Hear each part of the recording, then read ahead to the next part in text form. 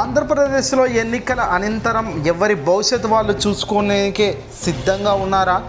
అవును, ఓటమి గెలుపులు పక్కన పెడితే భవిష్యత్తు చాలా కీలకం అంటున్నారు చాలామంది రాజకీయ నాయకులు.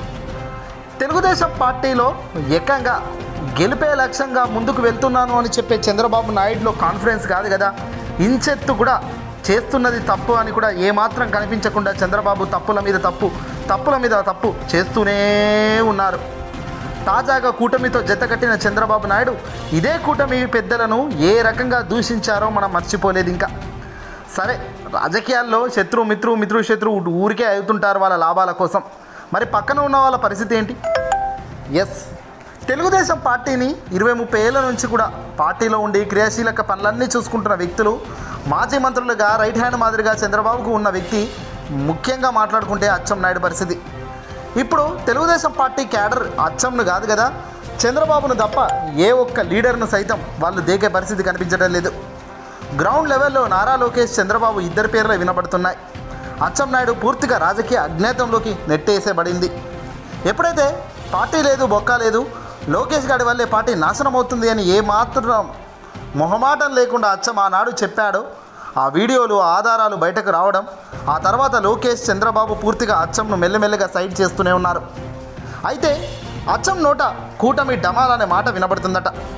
అవును, 2024లో జగన్ అఖండ మెజారిటీతో మళ్ళీ అధికారంలోకి వస్తాడని, ఈసారి ఆయన మామూలుగా ఊరుకోడని, ఈసారి కడిగి పారేస్తాడు ఒక్కొక్కటిని అంటూ అచ్చెన్నాయుడు వణిక్కిపోతున్నాడట. ఇందులో భాగంగానే 2024 ఎన్నికల ఫలితాల్లో కూటమి డమాల్ అవుతుందని తెలుగుదేశం పార్టీ నుంచి అచ్చం సర్దుకుంటున్నట్టుగా సమాచారం అందుతోంది. వీలైతే కేంద్రం ఎన్డీఏలోకి, బీజేపీ పార్టీలోకి అచ్చెన్నాయుడు పోయే ఛాన్సెసే కనబడుతుందట. వీలు కాకపోతే తెలుగుదేశం పార్టీలోనైతే ఉండే పరిస్థితి లేదు అనేది మాత్రం అచ్చం సన్నిహితులు చెబుతున్నమాట.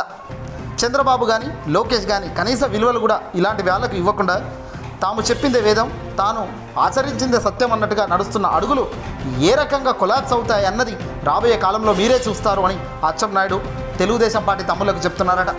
పూర్తిగా ఎన్నికల్లో అచ్చం ఇప్పటిదాకా ఎక్కడ కనిపించలేదు, ఏ సభల్లో నిలబడలేదు కనీసం చంద్రబాబు వెనకాల.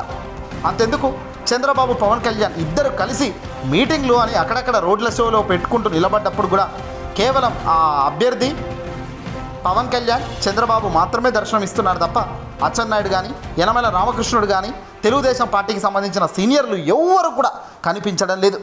వీళ్ళంతా ఎవరి భవిష్యత్తు వాళ్ళు సర్దుకుంటున్నారట. 2024 జూన్ 4 తర్వాత అచ్చం ఏ పార్టీలోకి వెళ్తాడో అనేది సందేహం అవసరం లేదు. బీజేపీలోకి ఖచ్చితంగా వెళ్తాడు, దాంట్లో డౌటే లేదంటున్నారు సీనియర్ విశ్లేషకులు. ఏదేమైనా చంద్రబాబు చేసిన దెబ్బ ఇప్పుడు పార్టీ నుంచి వేరే ఇతర పార్టీలోకి వెళ్ళే పరిస్థితి వచ్చిందని అచ్చం బాధపడుతున్నట్టు తెలుస్తుంది.